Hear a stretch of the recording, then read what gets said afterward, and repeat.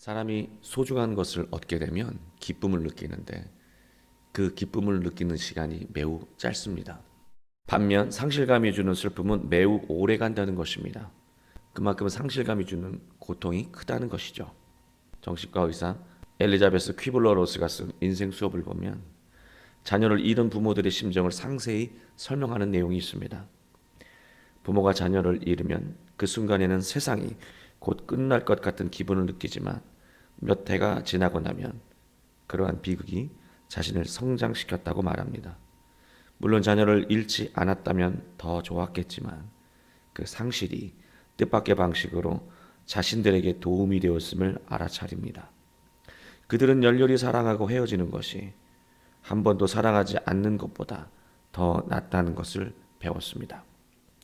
그리고 사실 우리 중 누구도 사랑하는 아이를 떠나보내는 아픔을 겪었다고 해서 아예 그 아이가 태어나기 전으로 되돌아가고 싶어하는 사람은 없을 것입니다.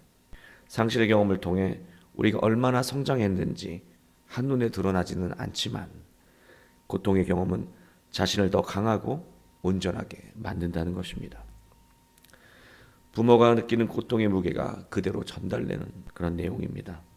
동시에 상실의 슬픔이 사람에게 얼마나 치명적인가를 보여주는 대목이기도 합니다.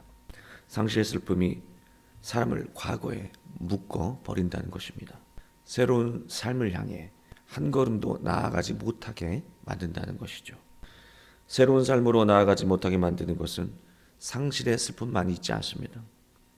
인간이 경험하는 모든 고통의 속성이 똑같다는 거예요. 사람은 고통을 겪는 순간부터 시간이 정지되어 버립니다. 사람은 외부의 도움을 받지 않으면 고통의 울타리에서 쉽게 벗어나지 못합니다. 무엇을 해도 고통의 시선으로 해석을 하기 때문에 그 고통의 울타리에서 벗어나지 못하는 거예요. 고통과 슬픔의 감정에서 벗어나 새로운 삶으로 나아가기 위해서는 예수님을 묵상하며 예수님과 깊은 관계를 맺어야 합니다. 그러면 예수님 말씀 안에서 고난의 의미를 깨닫게 됩니다. 자신이 겪고 있는 아픔이 주는 삶의 의미를 새롭게 해석하게 되는 것이죠. 이때부터 고통의 울타리에서 벗어나야 한다는 의지가 생기기 시작합니다. 그러나 단 한 번의 깨달음으로 고통과 슬픔의 울타리를 뛰어넘을 수는 없습니다. 예수님과의 관계를 지속해서 가져야 하는 것이죠.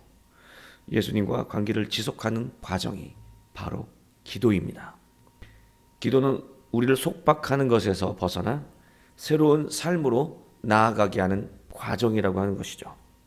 20장 앞 내용을 보면 막달라 마리아가 예수님의 무덤에 돌이 치워진 것을 보고 놀라서 베드로에게 이 상황을 전합니다. 베드로와 요한으로 추정되는 사람이 무덤으로 달려갑니다. 그리고 무덤이 비어있는 곳을 보고 낙심했습니다. 성경은 당시 제자들이 예수님이 살아생전에 말씀하셨던 것, 죽은 자 가운데서 다시 살아나야 하리라 하신 말씀의 의미를 몰랐다고 기록하고 있습니다. 제자들은 모두 자기 집으로 돌아갔습니다. 제자들이 자기 집으로 돌아갔다는 말은 중요한 상징을 담고 있습니다. 스승을 잃은 제자들은 제자로서의 삶을 포기하고 다시 자신들의 삶의 자리로 돌아가는 것을 의미합니다. 제자들은 예수님의 죽음으로 실망감과 패배감을 느낀 것입니다. 사람은 언제든지 실패할 수 있습니다. 그러나 패배감에서 벗어나지 못하면 오히려 실패하기 전보다 더 못한 퇴보하는 인생을 살 수 있다는 것입니다. 실망감과 패배감은 인생을 뒷걸음질치게 만든다는 것이죠. 실망감과 패배감 또한 예수님과 온전한 관계를 맺는 것으로 이겨낼 수 있습니다. 자기 집으로 돌아간 제자들과 다르게 마리아는 미련을 버리지 못하고 무덤가 주변을 헤매며 울고 있었습니다. 마리아는 예수님을 잃은 상실의 고통에 그대로 묶여 있었던 것입니다.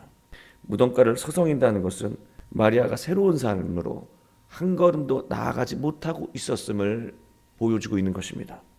그러던 중 마리아는 두 천사를 만나게 됩니다. 두 천사와 대화를 하던 중에 등 뒤에서 익숙한 목소리를 들었습니다. 예수님의 목소리였던 것이죠. 예수님은 마리아에게 여자여 어찌하여 울며 누구를 찾느냐 말씀하셨습니다. 예수님이 마리아에게 마리아야 라고 부르시니까 마리아는 그제서야 예수님이신 것을 알고 라보니 하고 대답했습니다. 마리아가 예수님을 랍비라고 부른 것을 보면 평소에 마리아는 예수님을 랍비라고 이해했던 것을 알 수 있습니다. 마리아와 예수님의 관계는 스승과 제자의 관계에 머물러 있었다는 거예요. 예수님은 스승이 아니라 그리스도이며 퀴리오스, 바로 주님이십니다. 스승은 나의 필요에 따라 선택하는 대상입니다. 내가 더 필요 없다고 여기면 즉시 바꿔도 되는 대상이 스승인 것이죠. 그러나 그리스도, 구원자 퀴리오스, 이 주님은요, 내가 원하는 것을 요구하는 대상이 아닙니다. 오히려 그 반대입니다. 그리스도가 원하는 것을 우리가 믿고 따라야 하는 것이죠. 만약 예수님과 그리스도의 관계, 주님과의 관계가 형성되지 않으면 우리는 예수님의 말씀을 들어도 따르고 싶은 것만 따를 것입니다. 아이는 몸이 아파도 부모가 주는 약을 먹지 않습니다. 왜냐하면 입에 쓰기 때문입니다. 만약 어릴 때 부모님이 주셨던 약들을 우리가 모두 거절했다면 지금 이 자리에 우리는 존재할 수 없을 겁니다. 예수님의 말씀은 생명의 떡입니다. 그러나 이 생명의 떡은 입에 단 떡이 아니라 입에 쓴 떡일지 모릅니다. 당시에는 그 말씀이 이해가 되지 않더라도 우리는 예수님을 믿고 그 말씀에 순종해야 합니다. 믿고 순종한 것에 대한 보상이 바로 구원이고 벗어남이고 회복이고 능력이고 지혜라고 하는 것입니다. 예수님은 말씀하셨습니다. 17절, 나를 붙들지 마라. 내가 아직 아버지께로 올라가지 않았다.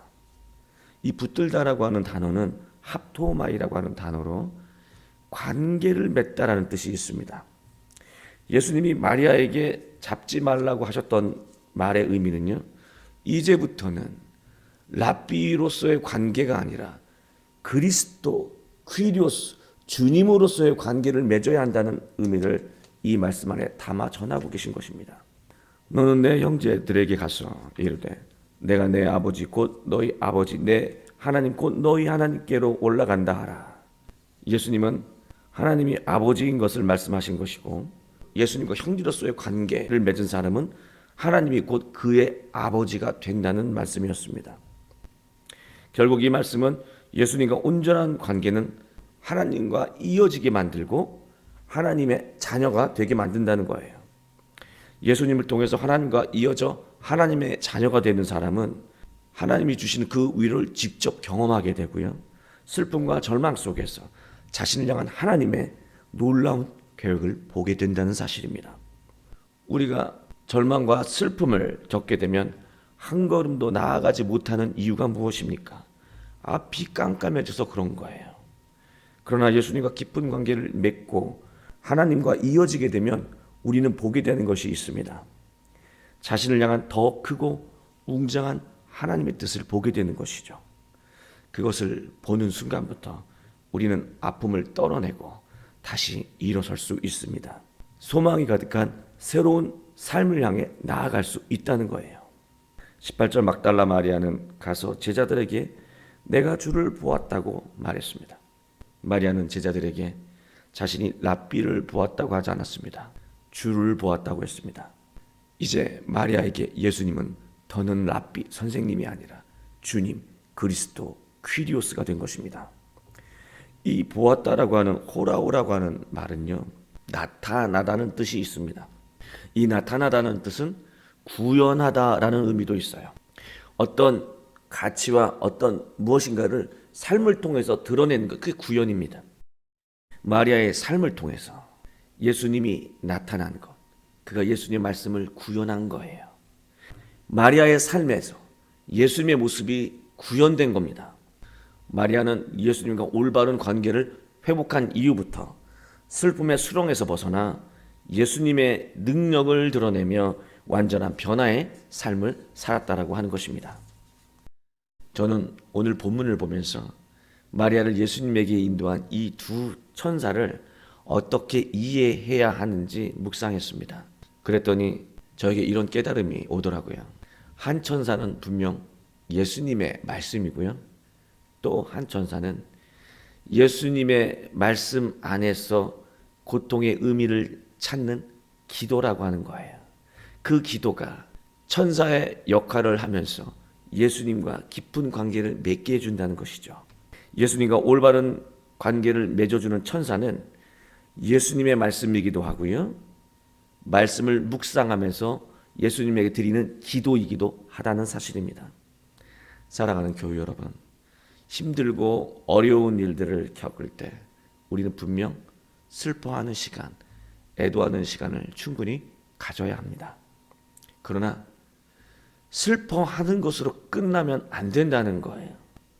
그 슬픔은 어느 순간 다시 우리의 마음속에서 올라와 앞으로 나아가려고 하는 우리의 발목을 잡기 때문입니다. 우리의 마음의 슬픔이 깊을수록 모든 것을 예수님에게 맡겨야 합니다. 예수님은 우리의 구원자이시고 주님이시기 때문입니다. 우리가 예수님에게 모든 것을 맡길 수 있다면 예수님은 우리를 하나님과 이어주실 것이고 하나님은 우리를 향한 아름다운 미래를 보여주시며 이끌어 주실 것입니다. 우리가 겪는 삶의 모든 역경이 예수 그리스도 안에서 기회와 가능성과 능력으로 변화되길 주 예수 그리스도 이름으로 축원합니다.